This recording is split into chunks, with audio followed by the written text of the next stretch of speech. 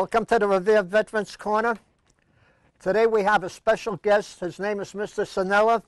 He's a former teacher at the Lincoln School, an assistant principal at the Wayland School, and a 12-year member of the Revere School Committee. And we'll be talking about the Vietnam War that heals that'll be coming to Revere on June the 13th, 14th, 15th, and 16th, which is Thursday, Friday, Saturday, and Sunday. And I'd like to give you a little history of the wall, and Mr. Sannella will follow that up with a more clarification. Thank you. The wall replica, the components of the wall that heals. The Wall That Heals exhibition features a half-scale replica of the Vietnam Veterans Memorial in Washington, D.C. It is approximately 250 feet in length, and like the original memorial, is erected in a chevron shape. The replica is constructed of powder-coated aluminum supported by an aluminum frame and is made up of 24 individual panels, each containing 6 columns of names. The panels join together to form a nearly 250-foot wide structure. As on the wall, the names on the wall that heals are listed by the day of casualty, beginning at the center apex. The names start on the east wall, right-hand side, working their way out to the end of the wing, picking up again at the far end of the west wall, left-handed side, and working their way back to the center apex, joining the beginning and ending of the conflict at the corner. Mr. Sannella, would you explain to the people about the wall, how the kids are going to get there?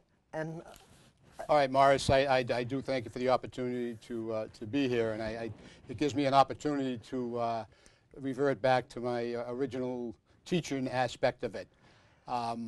Just so that the viewing public are aware, I think that any time children can experience hands-on, it's worth 10 books. It's something that they remember, and I can go back to, as assistant principal of the Wayland School, for a few years we had a 7th and 8th grade, and part of their curriculum we would take a group of probably 30, 35 8th graders to Washington, D.C. And it was an arranged program where we would fly down to D.C., start touring as soon as we got off the plane.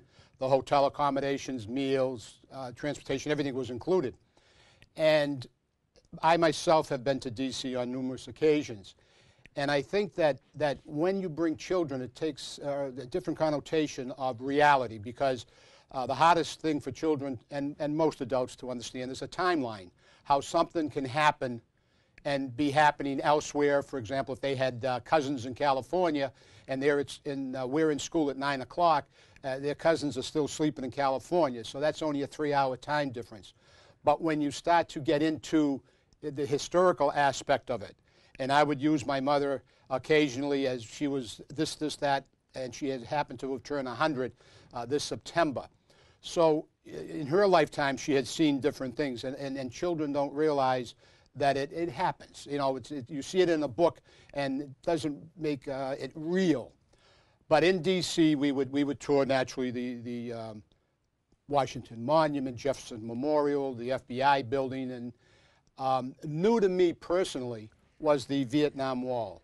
I had heard of it when they had the competition for the design, the young lady that was chosen, a little controversy at the time, but lo and behold, it was hers.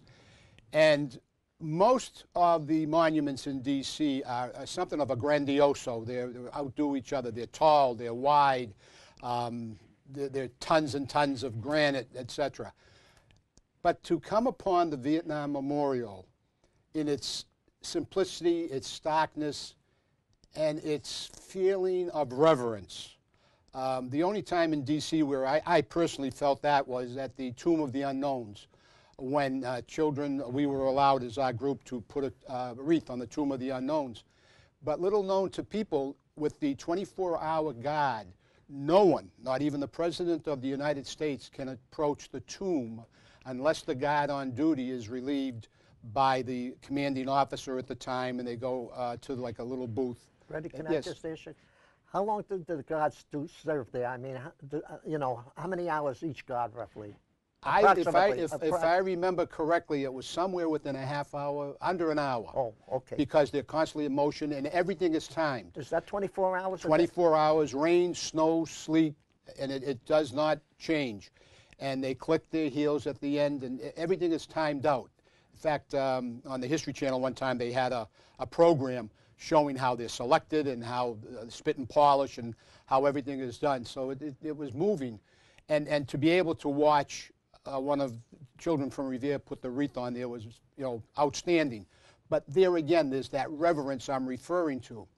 When you get to the Vietnam Wall, it kind of comes up from the ground in a chevron and at the apex, so naturally the middle is taller than the ends. And as Morris made reference, the names are listed by date of casualty.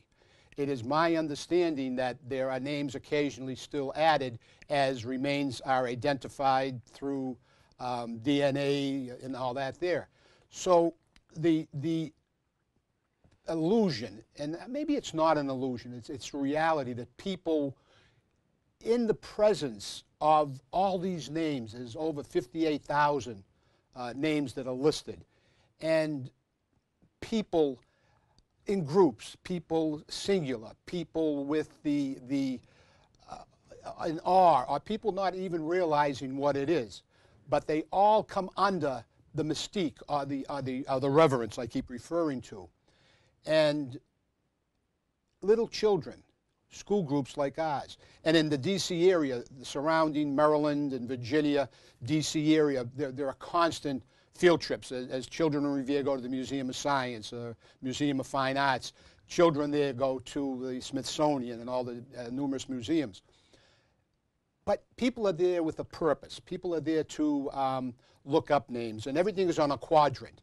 You go to a booth and you'll give them a name, and they'll say, well, that's quadrant G, line 14, and they'll have a piece of paper and a pencil, and they do rubbings. I know that at the time we went, one of the teachers, Mrs. LeGros' brother, had been killed in action, and I think there's a bridge up on Mountain Avenue overpass of the expressway. And children were looking up his name and other names, and you do the rubbing. It's like going to a colonial burial ground, and you do a name, and then there's James Adams, John Adams, and John Hancock, and the kids, they're looking at it, and they brought it with them home to give to the family or as a keepsake. And there are memorabilia that's left behind that each unto itself is a story. They have collected anything that was left behind, whether it was a note, whether it was a stuffed animal, whether it were artificial flowers, whatever it was.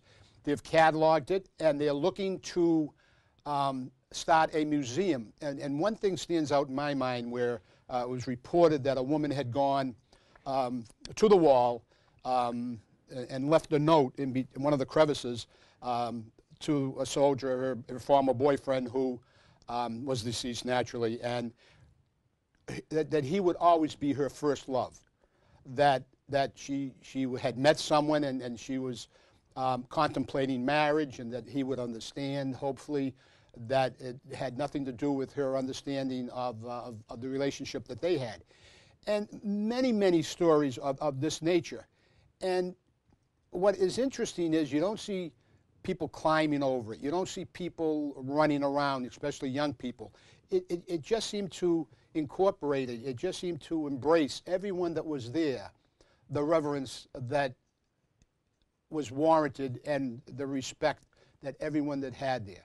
I personally can recommend that anyone looking for something different, Washington, D.C. is a tremendous vacation spot. Most of the exhibits are free. You can see things at the Smithsonian, from the Fonz's jacket to George Washington's wooden teeth. And they keep changing it, but just to be here. And they also have some bronze soldiers coming out out of a rice paddy. And then maybe 100 yards away, they have the Korean War Memorial with bronze soldiers with their helmets on and their weapons and rain gear. And you almost like you can go up and talk to them. And I think that this is where it is our country at its best. The way that we respect the veterans and what they have done for us and what they are still doing for us. So that, again, anyone that would be able to, a great trip, you can drive down, I think it's roughly an 8-hour drive. There's flights into, I guess it's Ronald Reagan Airport now, Dulles National Airport. But my goal here, and with Morris's intercession, we would like to try to get as many school children to see the memorial. At one time, when we had at the Wayland School. Do we have the buses to do that? Definitely. We have the transportation. They had in Beachmont, those of you familiar with Beachmont, there used to be a nightclub, a restaurant called Frankie Mac's, The Reef. It's now Kimberly Park, former Ward 1 councilor. And they started to do a boys-girls club. So most children from Broadway side of Revere have little experience at Beachmont. Make a long story short, we ended up arranging tours. And we would have the buses pick the children up at the school, drive over to Beachmont. They could walk through, see the facilities, and see what was going on, and have stuff like this. And that way there they had an idea. At the next school committee meeting, I will confer with the superintendent of schools and my colleagues on the school committee that we put in place, along with the director of social studies or whomever the individual would be organized, tours from each of the schools. And to get them there to see that war isn't a pleasant thing. War isn't an old John Wayne movie war is and all hell, that. Freddie. And it's something that when you see the amount of names on there, it just, you can't help but be in awe. And I think that the young people need a little awareness. I don't find it morbid. I'm not trying to advocate that death is this, that, and the other thing, but these were living people. And again, with the approval of the superintendent and the school committee, we will be able to arrange for the June showing of the memorial at the VFW in Beachmont. And any citizen that would like to go and see it, it'll be open for the general public. Do yourself a favor, and you can bring the family, and you can talk to them. You can discuss what it is about. And again, Morris, I thank you for the opportunity to express at least my own personal views of it. It is just one of the most moving sights I have ever seen. I've been to Pompeii. I've been, but to know what was, especially for a war that wasn't revered, it wasn't a war of our preservation. To have young people go over and sacrifice for an ideal, and I think basically that's what America is about. Freddie, I think you did a better job than I ever would have done. But don't go away. Don't go away, because before we went on the air, I found out that there were 58,195 casualties on the Vietnam War, and they're being added on every day. New names keep cropping up. Okay. And by the way, talking about Washington, I'd like to ask you questions because I've never been there. We got an honor flight, and 3 of us were picked from the senior center. Eileen Murillo, Chuck Macon, Charlie Macon that works there, and yours truly. We're going to be flying down to Washington. Very nice. We're going to be going to the World War II Memorial, but the Vietnam Memorial and the Korea Memorial and FDR, are they all within one area? Yes, so you can walk around? They're off of what they call the mall. The one end, I think, is Jefferson Memorial. One end is the Capitol. Oh. And in that area, to the right and everything else. And I have to say, I personally have not seen the World War II Memorial because it's relatively new. Right. And it only took them, 60 years to do it, and the same thing with the JFK Memorial. Okay. And that's close to the Potomac. Talking about the World War II Memorial, if I can contradict, add this in. There's a lady in Revere by the name of Eileen Murillo. She's making a memorial for the women, strictly for the women, of World War II, which I think is terrific. She's been walking around, getting names. 145, I believe, is the latest count. It was 140. First she started with 2 or 3, and then one day she stopped popping up. I think she wore out 2 pairs of shoes this time. And usually I say 1, but I think it's 2 now. So she's making a memorial for the women of World War II, and she would like people to donate money for the women of World War II. And on a later date, when we have Eileen back, she will explain everything to her. We also have things from the Revere veterans that I would like to read, Freddie, that we're going to be Well, if doing. I may interject, Morris, I think we have already mentioned about the Women of World War II Memorial. For those people watching the show now, send a donation to Mr. Boa. You can send, no, the donation is supposed to go, excuse me, I have the paper right here somewhere. The donations, I believe she said to send it, I guess it's in the office there. People's United Bank, 310 Broadway, Right. Revere, Mass. Right, thank you, Freddie. And it's interesting because my school nurse back at the at the old Wayland was Sabina Regioni. Her family had Regioni's Market on Broadway. Was actually at Pearl Harbor when it was attacked on December 7th. So that's my limited with women in the war. And I think at World War II, everyone was active in it, whether the home front or the Wax, the Waves, and all that. So I think it's fitting at this time that some kind of recognition up in front of the Legion building. They have World War I, they have World War II, Vietnam, Korea, to have some kind of a memorial to women in war, which now, I think just recently, I think they got okayed even to go into combat. So, you know, as the Virginia Slim commercial says, you come a long way, baby. Okay, there's other things I would like to read that we have coming up, and this is coming up in a month and a half, April the 13th, and this was given to me by the veterans. On Saturday, April the 13th at 12 noon, at the Rumney Marsh Burial Ground, which is located on Butler Street, they'll be honoring 13 slaves buried at the Rumney Marsh Burial Ground. And they were being honored because of the signing of the Emancipation Proclamation by President Lincoln on January the 1st, 1863. So there's a history lesson for the people out there. Well, to extend upon that, when you go into the burial ground, these graves are unmarked on the left-hand side of the wall. When I was chairman of Parks and Recreation many moons ago during the bicentennial, we had done the cemetery over, and they had the cannonballs piled up that were missing. So we took a basketball, cut it in half, filled it with plaster of Paris, painted them black, put them together, and they were on there. But I understand it was a couple of years ago, I think they did another remodeling because it's like anything that's old, it gets, if it's not properly kept up. But people, there's another thing right here in your own city. They go back from colonial time. Governor Winthrop's son is buried there, and there's a Captain John Smith, but I don't believe it's the Captain John Smith. But there are people buried from the Revolutionary War all the way up. So this is your own community. It's something to see on a nice day, bring the family down. And another thing we got going, Fred, is on Memorial Day, which is May the 19th, we'll be retiring the flags at the Matola Post, which is on a Sunday. And on May 27th, Memorial Day, which is a Monday, we'll be reading the names of the deceased at the American Legion. And if I may interject again, Please do. Hopefully that the names that we already have of women from World War II, maybe that be a nice time to start honoring those people also. Well, we'll have Eileen Murillo, if it's be okay with Nick Boo and the veterans, to do this. It would be an honor to have her there. Then we got the June 13, 14, 15, and 16, like I said, with the wall coming here. We're going to need volunteers. So anybody that would like to volunteer to help us with the wall, please contact Nick Boa at Revere Veterans, 781-286-8119, or yours truly at the Senior Center, 781-286-8156.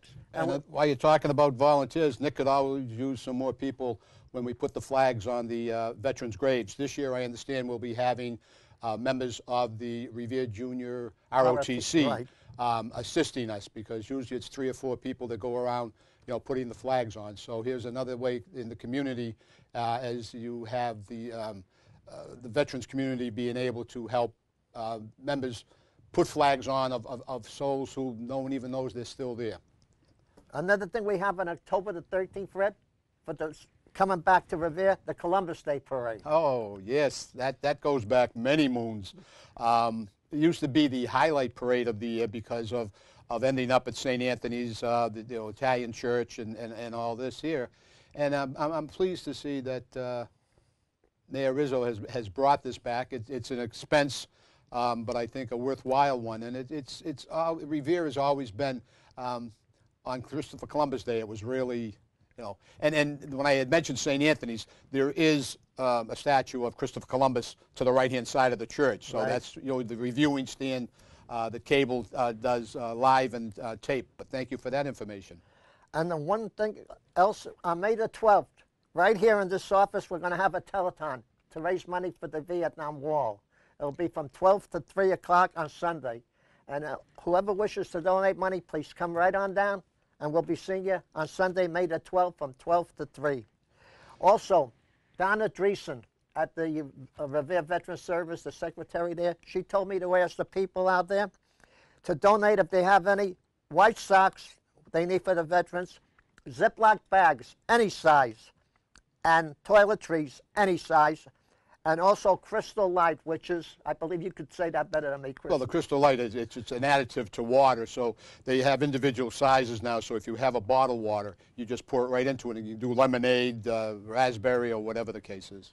Another thing I would like to say, what we do at the Senior Center for the veterans all over the country and the Soldiers' Home, we make blankets for them, just like this, and people donate yarn. And I have a letter here from the Senior Center which I would like to read. And it says here, we would like any donation, especially of dark-colored yarn out there, folks, if you're listening, any dark-colored yarn for our knitting group, as we are making hats of dark colors, black, brown, navy, as we make hats so the soldiers, they go under the soldiers' helmets out on the battlefield where they're fighting. And we always welcome new participants to our Senior Center for all various senior programs. Remember, folks, it's your Senior Center. Make use of it. Come down and help us. We have lunches there. We have bocce ball there. We have Zumba there. Movies. And movies, yep. So please, if you've got time, stop by and see Lois Diamond, who takes care of all these things. Also, speaking about Revere veterans, there's a homeless veterans, by the way. Fred, I was going to ask you something. I go into town sometimes on Cross Street in Boston, and I see homeless veterans. I don't know why they are homeless, because there's a place right next where they can live. Correct. And by the MBTA, where they have the gratings, some of them lie there just to keep warm. Also, I noticed some of them would go down into the subways, like on Government Center, and not where the station is, but where the trolleys come in. They would have little blankets, and they would sleep in the corners there. I mean... But I would venture a guess that they would not be allowed to stay overnight because the subway's closed down. I don't think they'd allow them to stay there. They never know they're there because they can sneak in during the time that they paid them, the fare in, or just hop on behind there and hide on there. Okay. And I know the city of Revere takes good care of its veterans. Well, Nick Boa does a tremendous job. I mean, right. he's an agent that has compassion and understanding, being a veteran and addressing the needs that the community, and most people don't realize that every city or town in the Commonwealth does have, according to law, a veteran agent. Some do the job outstandingly, and others... Oh, I got to tell you, talking about veteran agent, we had a kid on here a couple of weeks ago by the name of Andrew Biggio from Wakefield Sagas, taking care of veterans. And I believe he's having a fundraiser at the Bicycle Run to collect money. He said he collected $80,000 last year where they have money for Suffolk Downs. And he had some veterans, an amputee that needed a car, a special car made for him. Another one needed some special housing because he lost his legs. And he does a terrific job. And he also mentioned that if there's any money left over, he would donate some of it to the Women's World War II Memorial. Oh, nice. So, Andrew, if you're out there listening, save a little for us, okay? Now, Freddie, talking about the kids, you mentioned that you were the assistant principal at the Wayland School. Yes. We're going up there Monday. Oh, very nice. 6 of us from the Senior Center, and I'd like to mention their names. Eileen Murillo. Former teacher. Former teacher, right. Marie Cowick. Sylvia Corin. Oh, Sylvia. Nick Jacoby. Lucretia, that just came in, a new member of the Senior Center. I forgot her last name, Lucretia, so forgive me. And yours truly. We're going to be speaking to the kids, and we're going to be talking about the wall to them. Good. And we hope that they come down and visit us. Well, if again, on their with the families, they can go down, but we're going to make a concerted effort to make it part of a field trip that we will have at least as many of the elementary children to get down to see it. And also to spread the word around to the whole school system. I mean, you know, how many schools are there in Revere? by the way? There's 5 now in the high school. At one time, there were 17. 17 schools? And those people out there, I mean, you had the Cowell maybe behind Kelly's. It went My as far as son the went to 3rd the grade. Walcott School. Up on the, down Ward 2. Yeah. The Liberty up on the hill. Was that the one that burned down? They had a fire there. I don't Yeah. know if it burned down, but most of them, when they closed, ended up burning down. That was the, yep. Now, a lot of, like the Achenbach up on Park Avenue, if you go up to the Veterans Memorial World War I, you'll see Max Achenbach. Right. And the school was named after him. Hill Park, a brother-in-law of mine, that's a memorial to them. And a lot of the people don't realize when you look at these memorials, you'll find names of streets, you'll find school names and everything else through the years. You know what I would like to see? Every newspaper, I mean, I'm not talking about the Advocate or the Journal, but the local papers like the Moose, they do that. The Revere Senior Power, if you can get a picture of this, they have a memorial of the World War I II memorial that Eileen is going around. Put it on there and let the people know what's going on in the city of Revere, what we need, the Vietnam War when it's coming. They're going to do that, I hope, on the May issue of the Senior Center. And Al Morelli, who's my director, does an excellent job for the people of Revere, and I thought you'd like to see exactly what they do. So before we close, Freddie, I want to say thank you. My pleasure. For coming up here. To all you folks out there, thank you for listening. God bless our troops. God bless the United States of America. And God bless the people of Revere. And thank you all for listening.